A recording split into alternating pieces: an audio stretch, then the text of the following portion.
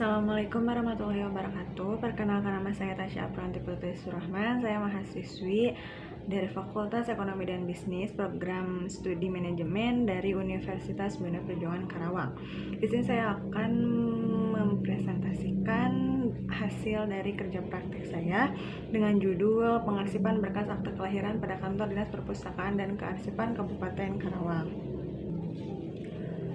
Kerja praktek adalah salah satu mata kuliah wajib pada program studi berupa kegiatan penempatan praktek kerja mahasiswa untuk memberi wawasan mengenai penerapan pengetahuan pada dunia usaha atau dunia kerja. Saya selaku mahasiswa Fakultas Ekonomi dan Bisnis, Program Studi Manajemen Universitas Bunda Perjuangan Karawang tahun 2021, memilih Kantor Dinas Perpustakaan dan Kearsipan sebagai tempat kerja praktek. Dinas Perpustakaan dan Kearsipan bergerak dalam bidang pelayanan, akuisis, dan pelestarian kearsipan, penyusunan rencana strategis dan rencana kerja, dan juga anggaran bidang kearsipan. Lalu penyusunan bahan kebijakan, pedoman, dan standar teknis pelaksanaan pengelolaan kearsipan daerah. Alasan saya memilih melaksanakan kerja praktek di Dinas Perpustakaan dan Kearsipan karena perusahaan memiliki sistem pengarsipan yang sangat baik. Ilmu yang akan didapat dari kerja praktek di Kantor Dinas Perpustakaan dan Kearsipan ini adalah mahasiswa dapat mempelajari cara men-scan akte kelahiran. Setelah di-scan, akan otomatis tersimpan di dalam komputer menjadi berbentuk file atau PDF sesuai nomor dan juga tahunnya, agar memudahkan jika ada masyarakat yang ingin mengambil arsip untuk keperluan tertentu. Jika ada yang ingin mengambil arsip akte kelahiran lalu di-print, selain memudahkan juga mempercepat waktu, tidak usah mencari di dalam lemari arsip. Setelah di-scan per box, lalu berkas-berkas akte kelahiran tadi disimpan, ditata di dalam lemari, dan juga menginput data-data dana desa dari berbagai desa di Kabupaten Karawang. Lalu di sini ada gambaran umum perusahaan Dinas Perpustakaan dan Kearsipan Kabupaten Karawang beralamat di Jalan Raya Bypass Tanjung Pura nomor 2 Karawang dengan nomor kode pos 41361 dan mempunyai pegawai sebanyak 50 orang. Dinas Perpustakaan dan Kearsipan memiliki fungsi perumusan kebijakan teknis di bidang perpustakaan dan kearsipan, pelaksanaan kebijakan teknis di bidang perpustakaan dan kearsipan, pelaksanaan evaluasi dan pelaporan teknis di bidang perpustakaan dan kearsipan, pelaksanaan administrasi Dinas Perpustakaan dan Kearsipan, pelaksanaan fungsi lain yang diberikan oleh Bupati terkait dengan tugas dan fungsinya. Lalu di sini ada visinya, yaitu menjadikan Dinas Perpustakaan dan Kearsipan Kabupaten Karawang sebagai sarana informasi dalam penyelenggaraan pemerintah. Lalu misinya yaitu meningkatkan pembinaan dan pengelolaan serta pelayanan perpustakaan dan kearsipan di lingkungan pemerintahan Kabupaten Karawang. Lalu di sini ada tinjauan pustaka. Yang pertama itu yaitu pengarsipan berkas. Pengarsipan adalah suatu proses mulai dari penciptaan, penerimaan, pengumpulan, pengaturan, pengendalian, pemeliharaan, dan perawatan serta penyiapan arsip menurut sistem tertentu menurut Badri tahun 2007. Lalu di sini ada Mulyadi, yaitu kearsipan mempunyai peranan sebagai ingatan, sumber informasi, serta alat pengawasan yang sangat diperlukan setiap organisasi, khususnya perusahaan dalam rangka melaksanakan segala kegiatan pada kantor-kantor, lembaga-lembaga negara, swasta, dan perguruan tinggi negeri maupun swasta. Menurut Liang Ji, yaitu arsip sebagai kumpulan warkat-warkat yang disimpan secara teratur berencana karena mempunyai sesuatu kegunaan agar setiap kali diperlukan dapat cepat ditemukan kembali. Lalu menurut Si Manjuntak dan kawan-kawan, arsip adalah suatu proses mulai dari penciptaan, penerimaan, pengumpulan, pengaturan, pengendalian, pemeliharaan, dan perawatan serta penyimpanan menurut sistem tertentu. Saat dibutuhkan dapat dengan cepat dan tepat ditemukan. Menurut Utomo dalam Basic Sumsel dan Cabang tahun 2017, arsip adalah rekaman kegiatan atau peristiwa dalam berbagai bentuk dan media yang sangat penting dalam pelaksanaan kehidupan masyarakat, berbangsa, dan bernegara. Lalu di sini ada metode penyimpanan arsip. Mengingat bagaimana pentingnya informasi yang terkandung di dalam arsip, proses penyusunan kearsipan tentu tidak bisa dilakukan secara sembarangan. Ada beberapa jenis sistem penyimpanan arsip yang disesuaikan dengan fungsinya. Bagi karyawan yang bertugas menyusun arsip, wajib hukumnya memahami terlebih dahulu 5 macam sistem kearsipan berikut. Yang pertama ada arsip dinamis. Yang pertama ada arsip dinamis yang digunakan secara langsung secara perencanaan pelaksanaan penyelenggaraan kehidupan dan kearsipan pada umumnya. Lalu yang kedua ada arsip aktif. Ada juga sistem pengarsipan aktif yang diperlukan secara langsung dan terus-menerus dalam berbagai administrasi penyelenggaraan. Lalu yang ketiga ada arsip inaktif. Pembagian jenis arsip selanjutnya adalah arsip inaktif, yaitu arsip dinamis yang frekuensi penggunaan untuk penyelenggaraan administrasi terjadi penurunan. Lalu yang keempat ada arsip statis. Arsip statis adalah tidak dipergunakan secara langsung untuk kegiatan-kegiatan administrasi sehari-hari bagi administrasi negara. Lalu yang terakhir ada arsip duplikasi, yaitu arsip yang bentuk dan isinya sama dengan arsip yang asli. Lalu di sana ada macam-macam penyimpanan arsip. Mulyana menyatakan bahwa penyimpanan arsip secara manual perlu diatur agar sewaktu diperlukan harus dapat ditemukan dengan mudah dan cepat. Penyimpanan arsip dapat menggunakan berbagai cara penyimpanan sesuai dengan kebutuhan dan kondisi suatu organisasi. Di bawah ini ada 6 macam cara penyimpanan arsip secara manual yang dapat digunakan oleh berbagai organisasi baik pemerintah maupun swasta. Yang pertama itu ada cara penyimpanan arsip secara abjad. Penyimpanan arsip dengan cara abjad digunakan oleh sebagian besar organisasi yang volume kegiatan kerjanya tidak begitu banyak.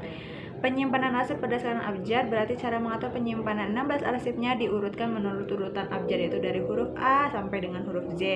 Lalu yang kedua ada cara penyimpanan arsip menggunakan pokok soal surat. Adalah penyimpanan arsip yang berdasarkan pokok soal surat sebagai penentu penyimpanan. Lalu yang ketiga ada cara penyimpanan arsip menggunakan tanggal. Penyimpanan arsip yang mendasarkan atas tanggal surat atau tanggal penerimaan surat. Untuk penyimpanan arsip dari surat masuk atau tangkap 23 untuk menentukan kode penyimpanan adalah tanggal masuknya surat. Dapat dilihat pada tanggal cap penerimaan. Lalu yang keempat ada cara penyimpanan arsip menggunakan nomor terakhir. Penyimpanan arsip dengan cara terminal digit pada umumnya digunakan oleh organisasi yang mempunyai kegiatan yang cukupannya luas atau organisasinya besar, serta volume terciptanya arsip cukup besar. Lalu yang kelima ada cara penyimpanan arsip menggunakan klasifikasi desimal. Cara klasifikasi desimal ada cara penyimpanan arsip yang berdasarkan nomor sebagai kode penyimpanan. Lalu yang terakhir ada cara penyimpanan arsip menggunakan wilayah. Penyimpanan arsip dengan cara wilayah adalah penyimpanan yang dikelompokkan berdasarkan wilayah kerja dari organisasi tersebut. Pembagian wilayah dapat dikelompokkan berdasarkan wilayah kerjanya. Lalu di sini ada sistem berkas. Menurut Tingrum dan kawan-kawan, berkas adalah merupakan file atau dokumen yang berisi sebuah kumpulan informasi atau media penyimpanan dokumen yang menyimpan data dari file tertentu.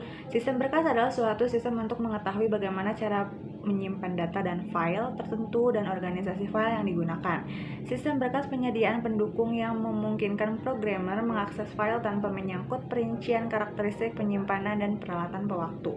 Sistem berkas mengubah pernyataan akses file menjadi instruksi input atau output level rendah. Sistem akses adalah cara untuk mengambil informasi dari suatu file.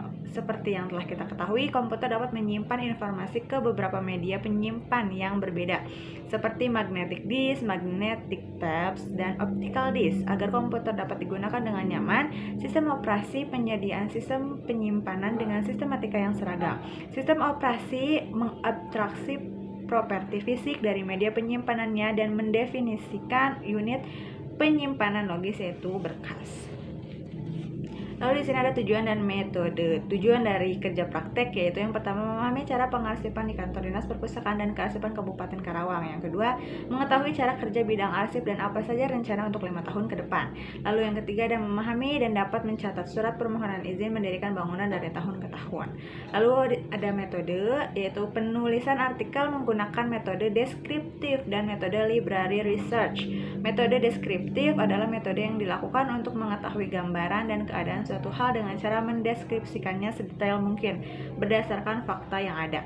Sedangkan metode library research yaitu pengumpulan informasi yang dikumpulkan bersumber dari penelitian terdahulu, buku, dan internet. Data laporan kerja praktek menggunakan metode data primer berupa wawancara dan observasi langsung di kantor dinas perpustakaan dan kearsipan. Lalu di sini ada tugas-tugas yang dilakukan. Yang pertama, ada perkenalan lingkungan kerja perusahaan. Lalu yang kedua, mempelajari cara men-scan akte kelahiran. Yang ketiga, membuat tabel-tabel perencanaan kegiatan bidang arsip dan tabel permasalahan yang dihadapi bidang arsip selama 5 tahun ke depan. Lalu yang keempat, mempelajari cara melayani masyarakat yang mencari arsip akte kelahiran untuk kepentingan tertentu. Yang kelima, mengetik atau menginput data laporan dana desa dari inspektorat. Lalu yang keenam, mencatat surat permohonan izin mendirikan bangunan dari tahun ke tahun. Yang ketujuh, mengumpulkan data terkait dengan struktur perusahaan dan company profile. Lalu yang kedelapan, mengumpulkan data terkait dengan company profile dan data pendukung KP. Lalu yang kesembilan, yaitu menyusun laporan kerja praktek. Lalu yang terakhir, melengkapi data-data yang diperlukan dan berpamitan dengan perusahaan. Lalu di sini ada uraian pelaksanaan kerja praktek. Tugas utamanya yaitu men-scan akte kelahiran. Akte kelahiran yang ada di dalam lemari kantor Dinas Perpustakaan dan Kearsipan di-scan per tahun dan per boxnya. Setelah di-scan akan otomatis tersimpan di dalam komputer menjadi file PDF dan disimpan dengan nama file berurutan sesuai nomor dan juga tahunnya. Jika ada masyarakat yang ingin mengambil akte kelahiran untuk keperluan tertentu, lebih mudah dan cepat, di-print saja. Setelah di-scan, bekas akte kelahiran tersebut disimpan di dalam lemari arsip disusun kembali. Lalu di sini ada tugas pendukungnya. Yang pertama, membuat tabel, yaitu membuat tabel-tabel perencanaan kegiatan bidang arsip dan tabel permasalahan yang dihadapi bidang arsip selama 5 tahun ke depan. Lalu yang kedua ada mengetik, yaitu mengetik data laporan dana desa dari inspektorat. Lalu yang ketiga ada mencatat, yaitu mencatat surat permohonan izin mendirikan bangunan dari tahun 2011 sampai dengan 2013. Lalu di sini ada permasalahan dan solusi. Permasalahan pada saat kegiatan kerja praktek di Dinas Perpustakaan dan Kearsipan, yaitu yang pertama, peralatan yang rusak. Sering terjadinya alat-alat yang digunakan mengalami kerusakan ataupun error seperti mesin scan, mesin fotokopi ataupun komputer. Lalu yang kedua ada berkas yang hilang atau robek.